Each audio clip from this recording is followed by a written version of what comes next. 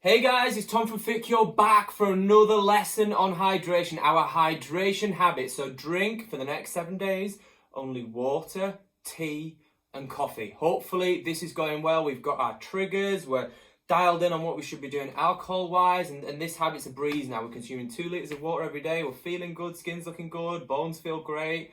Digestion's good, hopefully. We're on track with this sort of stuff. So today, we're going to talk about coffee. So there's loads and loads of research there about caffeine, the good, the bad, the ugly, everything else that in between.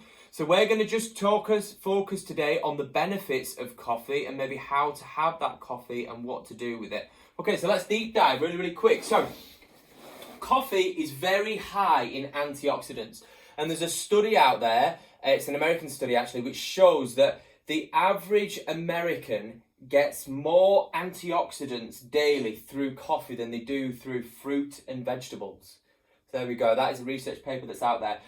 Magnesium as well. So it's very high in magnesium, and magnesium is awesome for healthy cells, reproducing bone and everything else like that as well. So it's really good. You should consume 4 cups a day, max. So you should be having 400 milligrams daily of caffeine. That is your maximum intake. And then it talks about sort of how 500 to 1,000 milligrams in one go can be fatal for some people with pre-existing health conditions. So obviously making sure that you limit it to 4 small cups of coffee a day maximum is the way to go. And there was research out there as well that says it may lower the risk of diabetes. There's one that talks about Alzheimer's and Parkinson's. Again, all a little bit inconclusive, but the research is out there, so I thought I would drop it in there as well. Obviously, things that most of us already know: don't consume caffeine really late at night, or you're not going to go to sleep. And when you don't sleep very well, you end up craving high-calorie foods as a result of being tired. It's just the way your body works. It's the way your hormones do, because it's fighting for energy. So you're basically going to be wanting to eat more rubbish as a result of not sleeping. But we will cover that more on our sleep habit. So we want to as well with it. So when you're consuming coffee, you get that lift.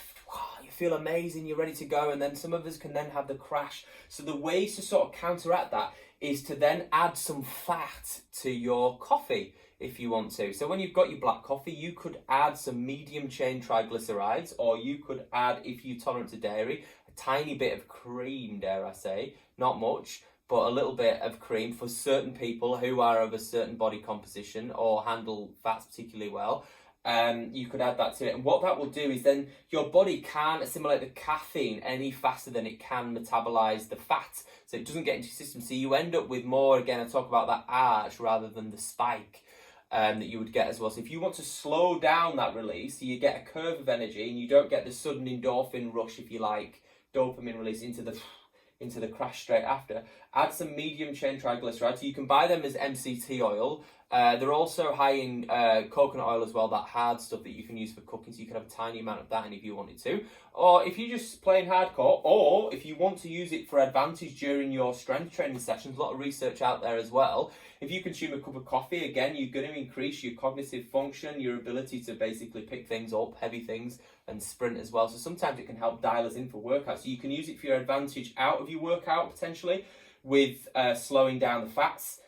So with the fat, put it in conjunction with fats to slow everything down, or you could have a shot before a workout, and obviously then you can boost yourself up. But make sure if you're having a shot of caffeine before you work out, a cup of coffee or an espresso or whatever you're having, make sure you're drinking plenty of water while you're working out as well, so we don't end up dehydration, because with dehydration we know that it affects our joints as well now, don't we, as well? So we know that that's going to be an issue. So that is today's habit. I'll see you tomorrow for your final lesson on hydration.